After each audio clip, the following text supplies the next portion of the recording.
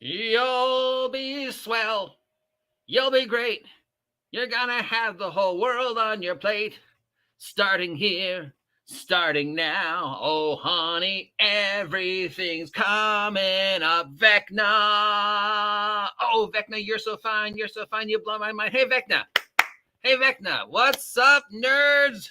It's your boy, the OGGM, coming to you live from the graveyards of Thay to talk about Vecna, our boy Vecna, and his brand new adventure from the Wizards of the Coast, which they repeatedly tell us is going to be horrifying and terrifying, except safe. Now, I don't know who this Giga Chad in this picture is, but that's not Vecna. That's some svelte-looking boy who's been to the gym and is eating right. That's not Vecna. I don't know who that guy is, but he's definitely not Vecna. Plus, he has a hand and an eye, so I don't know what's going on.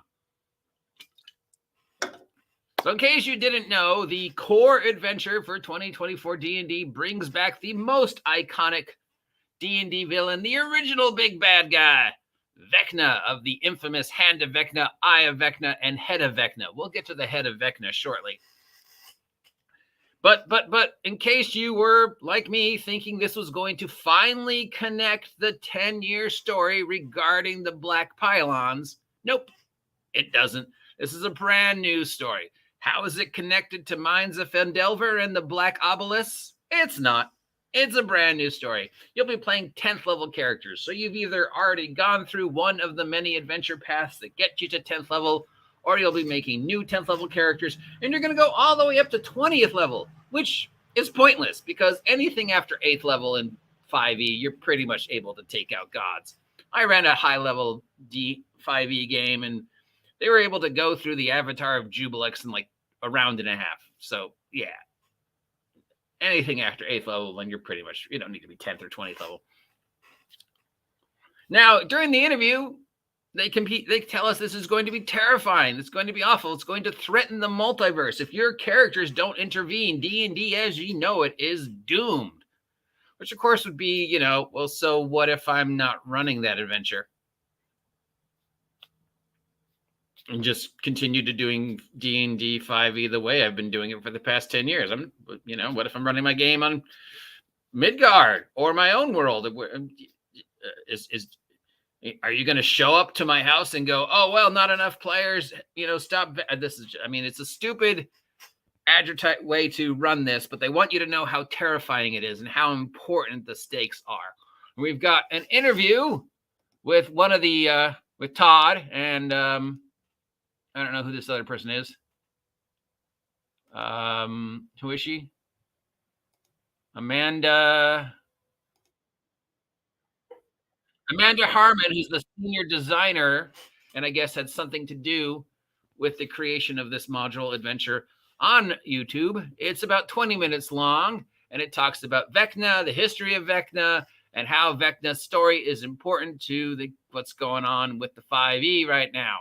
Now, this will be the first time of many times where I'm going to remind you that if you actually want the real good story of Vecna and the Forgotten Realms and how it actually all ties together the way it should, Scott McClintock released an adventure a couple years ago called Doom Forgotten Realms. It's still available on DM's Guild. Scott was very nice to me years ago to send me copies of this, and it is wonderful.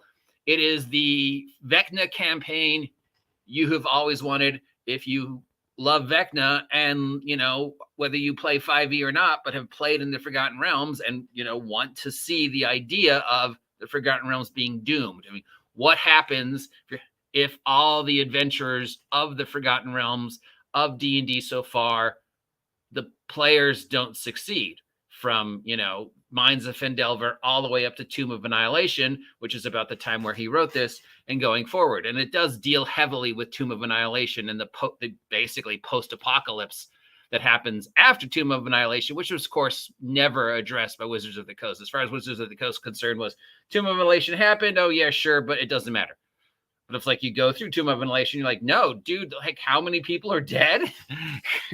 This is pretty much an extinction level event. And he really gets into it. So I'm going to bring that up several times. But meanwhile, let's go over this thing. So according to the review, You start at 10th level and you go all the way up to 20th, which is pointless. It will feature classic villains and settings from famous characters from the legacy of 5e. So it looks like you're going, maybe that's something from Hell, Spelljammer, a kaiju fight, somewhere in the Underdark, Spelljammer, I don't know. Obviously, maybe Waterdeep. I don't know.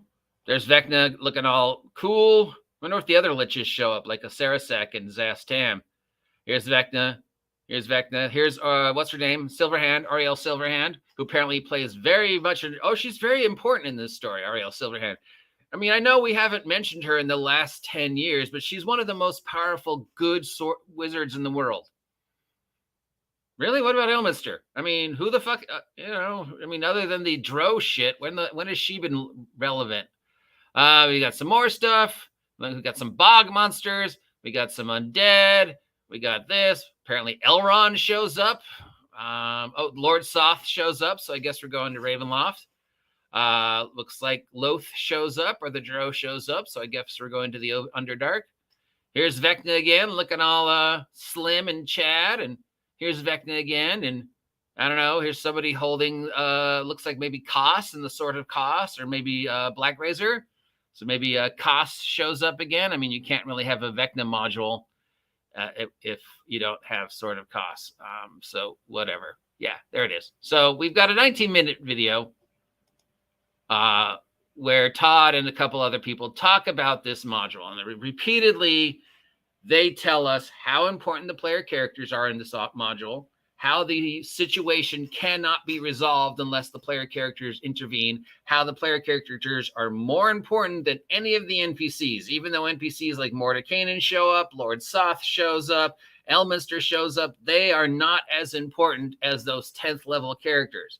Those 10th level characters' fate are intertwined with what Vecna's trying to do, and they need to stop him.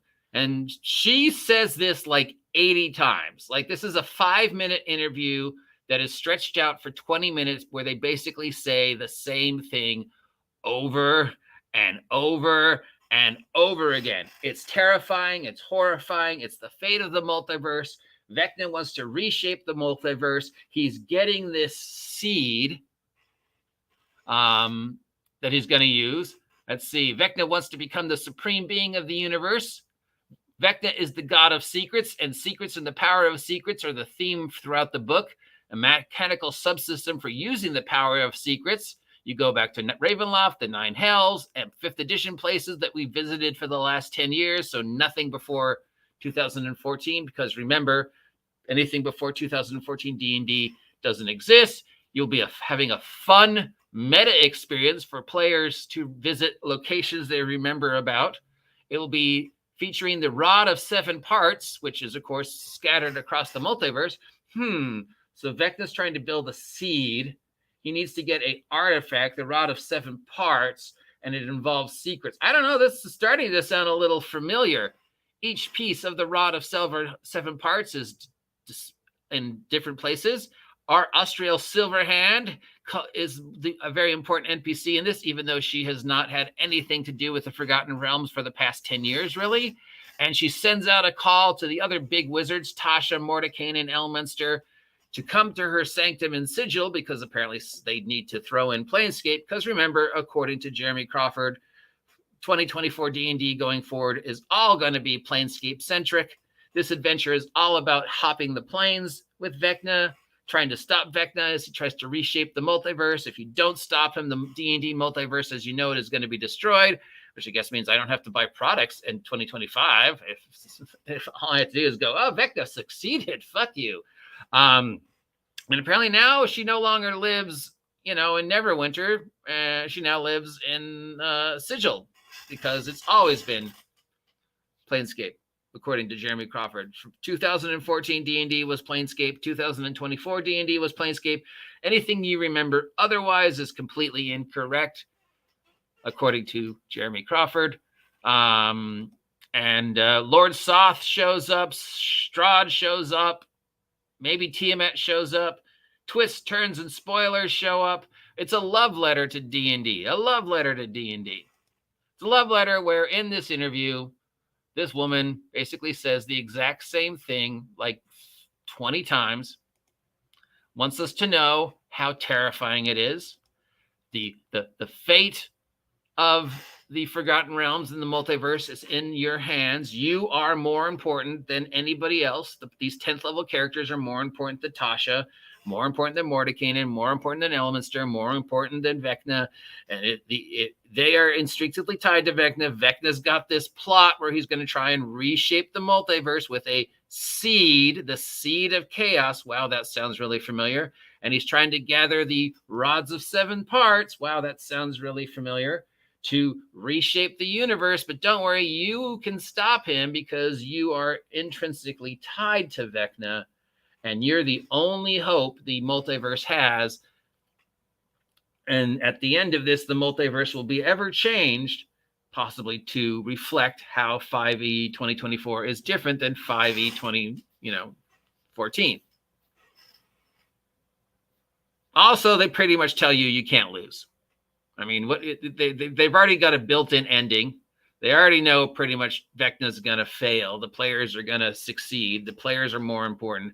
And, again, it's let's just break it down because it's 20 minutes of her saying the same thing. It's terrifying. The fate of the multiverse is in your player character's hands. Okay, except, of course, this is 5e, and it can never be that terrifying or unsafe because horror and terror is a no-no, and the player characters in 5e ever being placed in actual physical danger of any kind, we know is also a no-no. Because that would ruin player agency if your 10th level character suddenly couldn't do something or got killed. It involves Vecna and the Seed of Chaos. Wow, that sounds really familiar. It involves Vecna and the Rod of 7 Parts. Wow, that sounds really familiar. It involves Vecna and the Hand of Vecna and the Eye of Vecna, maybe even the Head of Vecna. Wow, that sounds really familiar. Vecna wants to reset the multiverse. Wow, that sounds really familiar.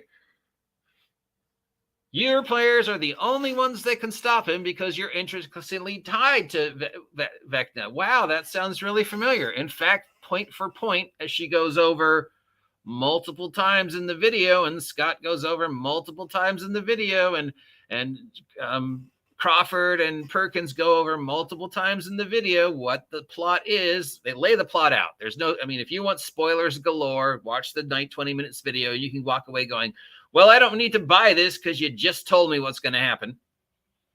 It's like those trailers that show everything in the movie. And you're like, well, I don't need to see that movie. If you have followed D&D lore and been a fan of D&D lore and been a fan of Vecna and played previous Vecna adventures like Die, Vecna, Die, and Vecna Lives, or the Tomb of Annihilation, you might listen to what they're saying and go, wow, that plot sounds really familiar. In fact, it sounds exactly like the plot from Tomb of Annihilation and the plot from Vecna Lives, because it is. If the plot for Eve of Ruins sounds familiar, it pretty much is the plot of Tomb of Annihilation, and it pretty much is the plot of the previous Vecna adventures. Vecna wants to reshape the universe. Asarasak wants to reshape the universe. Vecna has a MacGuffin to reshape the universe. Asarasak had a MacGuffin to reshape the universe. There's going to be catastrophic damage across the multiverse. Asarasak causes catastrophic damage when he activates the Death Plague in Tomb of Annihilation. You need the Rod of 7 Parts to continue. That literally is Vecna Lives, Vecna Die, the Rod of 7 Parts adventure, which has already been done. That's literally the plot. You need a MacGuffin artifact for Vecna to finish what he's doing. He needed a MacGuffin artifact for Asarasak to finish what he was doing in Tomb of Annihilation. The player characters are intrinsically tagged to Vecna. That's the plot from Die, Vecna, Die again, Vecna Lives again, and the Tomb of Annihilation again. The players are intrinsically connected to Asarasak because they take on the role of the dead gods, because nobody else can stop Asarasak other than the player characters. You're going to take on the roles of these great wizards. because you are the embodiment of their goal to stop Vecna. Therefore, you're the only ones who can stop him, and you cannot fail. So that's their one. Now, again, here we go. I'm going to go to Doom Forgotten Realms, which was written a while back by Scott McClintock, which tells basically the story that we kind of always wanted if you've been following the 4E story, the 5E story since Phandelver. There are these black obelisks. It has been hinted at since 2014 that these black obelisks somehow connected to Vecna. And it was going to be a major plot thread throughout D&D, which was never followed up on until the sequel to Minds of Phandelver, which decided, hey, it's been Mind Flayers all along. It wasn't Vecna because we're saving Vecna for 2024. Scott, with this adventure, goes, okay, Minds of Phandelver happened. What if the players didn't succeed? Princes of the Multiverse, Strahd, Horde of the Dragon Queen, Storm King's Thunder, everything leading up to Tomb of Annihilation and everything that happens after Tomb of Annihilation is written from the point of view where either player characters weren't around to stop it, or they failed, or they weren't successful enough.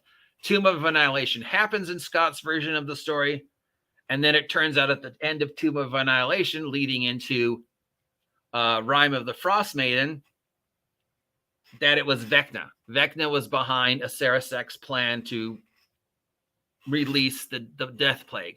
The Death Plague has happened. The Forgotten Realms are basically in this post-Death Plague apocalypse.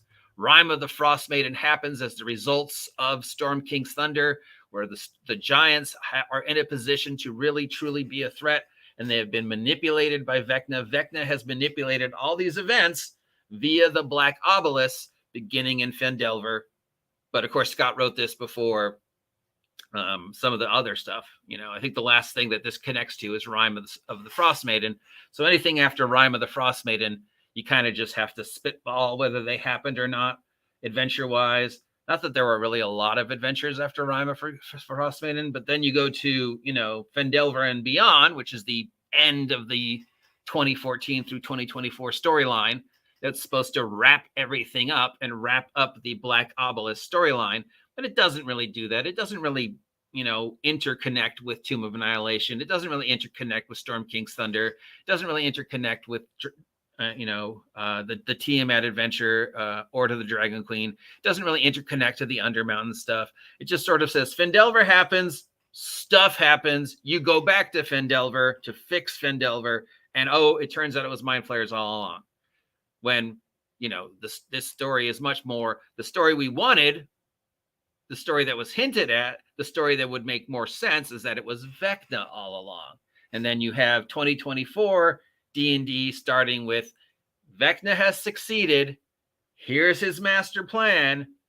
This is what the obelisks were about. And now Vecna is in the position to destroy the multiverse and reshape it in his image through these obelisks, unless a ragtag group of player characters who have survived Tomb of Annihilation or Storm King's Thunder or Rime of the Frost Maiden can follow him and stop him. And it could have been original. It could have been way more horrible. It could have been way more Lovecraftian. It could have been way more really feeding into how Vecna has been the secret mastermind behind the past 10 years of these horrible things that consistently happen to the Forgotten Realms, instead of just this, what it feels like to be a woman, these guys saying basically the exact same thing for 20 minutes about this terrifying plot where the player characters are the only ones that can stop Vecna because Vecna wants to reshape the multiverse for reasons. And he just sort of appears out of nowhere. But don't worry, because you're the living embodiment of the hopes and dreams of all these powerful wizards, so you're going to win. And it's going to involve shit that we've already done because we have no imagination. And Scott does it better. Fuck, what I just said is a better story than this story. Speaking of stories, we cannot do this without the head of Vecna story. So I believe I met the person who is behind the head of Vecna story. Perkins has brought the head of Vecna story up a few times over the past couple of years, especially leading onto this. So the head of Vecna goes that, there's the hand of Vecna. There's this decapitated hand. If you cut off your hand and put it on, you get powers. eye of Vecna. There's this eye. If you remove your eye and put the eye in your place, you get these powers. You get these Vecna-like powers. Therefore, other Vecna body parts would do the same thing, right? So they come across this decapitated head, and they are led to believe that this mummified decapitated head is the head of Vecna, that somebody has to cut their own head off and replace it with the head of Vecna to get the powers. And this kid does it. He cuts his own head off, and then they put the mummified head on, and well, what do you know? You cut your own head off, dude. You're dead. And turns out it's just a mummified head. It's not the head of Vecna. There's no such thing. Now, I met a kid many years ago who told me this story as if it happened to him, that he was the one, and that the other people were laughing at him for doing it. And then a few years later, I run into the same kid. He's a little bit older with another group of gamers, and it turns out he tried a second time. Like, even though the first time he cut off his own head, killing himself, and they put this mummified head on his body only to realize, oh, wait, you're dead. So even if the head would work, it wouldn't be you. It'd be whoever is in the head. But oh, no, it's just a head. But like 5 years later, I run into another group with him, and he tells that the story that he tried it a second time. A second time where he cut off his own head. Oh, yeah, good question. I forgot that they also said we were going to run into Venger and some of the other characters from the cartoon in this adventure, but there's no mention of them. So either that's a surprise that you're going to run into Venger, who's not a lich, you know. I would ask, okay, where's the Sarasak in this? Where's Zastam? Where is, what's her name? The female lich? Where's Lord's, where's Strahd? Where's some of the other major undead players? Where's the Raven Queen in this? Because you think the Raven Queen would be like, oh, look, I already went through this with a Sarasak. I'm not going through this again. Nope, I'm just stopping this now. You think Orcus would go, I've already been through this like 8 times. Dude, I'm not giving you any more undead power. Go ahead, Vecna. Try and take over the universe when I cut your power off. Because somebody else already did this. Like just a few years ago, this Sarasak guy tried to do the exact same thing. You think I'm going to let you reshape the universe? No, if anybody's reshaping the universe, it's me. So no power. If I ran it, it would be a lot shorter because Vecna would be like, and the undead gods would be like, no. And then the other liches would just go, nope, and slap him. And that would be it. So I don't know if Venger shows up because they said Venger was going to show up somewhere this year, and the kids from the cartoon were going to show up somewhere this year. So maybe Venger has one of the parts, Rods of 7 parts, or maybe he's showing up in the other adventure, the Infinite Staircase. It would, that could be one of the surprises. Surprise! Here's Venger, this iconic character that 80% of you have no idea who he is. Oh, is that Venger Satanus? No, it's the other Venger. What other Venger? The one from the cartoon. What cartoon? Where's Mumra? How about Mumra shows up? Right? There's a lich. Skeletor. Skeletor shows up. There's a lich. Nope. Look, we know people are going to buy it, and we know the target audience is the nostalgia crowd. People who love Vecna, love the lore of Vecna, love the story of Vecna, find the head of Vecna story hilarious. That's the target audience. That's the people that they're going after. But those people don't want this. We don't want a 10th level, 20th level 5e game where we already know Vecna fails. I want the story Scott McClintock told in Doom Forgotten Realm. I want the story that Vecna was the mastermind behind everything that's happened over the past 10 years to the Forgotten Realms. And this is finally his final game. The Lord of Secrets is, unleashed his final secret. That's the secret. He was behind all of this. Tomb of Annihilation, all that other shit was all him all the time. And now he's finally in the position to do whatever it is he was going to do. But make it original. Don't just rip off the plot of Tomb of Annihilation and Vecna lives. Oh, he's got to get the Rod of 7 parts. Oh, he needs a MacGuffin to complete his quest. What a shock. You couldn't come up with anything original. Anyways, that's my 2 cents. I mean, still it's Vecna, and he is the major bad guy for 2024. Obviously, they could do 100% better job. This really sounds lazy. I mean, just watch the interview if you don't believe me. I put a link down below. Just watch the interview and listen to her and listen to Todd and listen to Perkins. And they literally say the same thing over and over again. It's a 5-minute interview stretched out for 20 minutes where they basically just go, Vecna, Vecna, PCs win.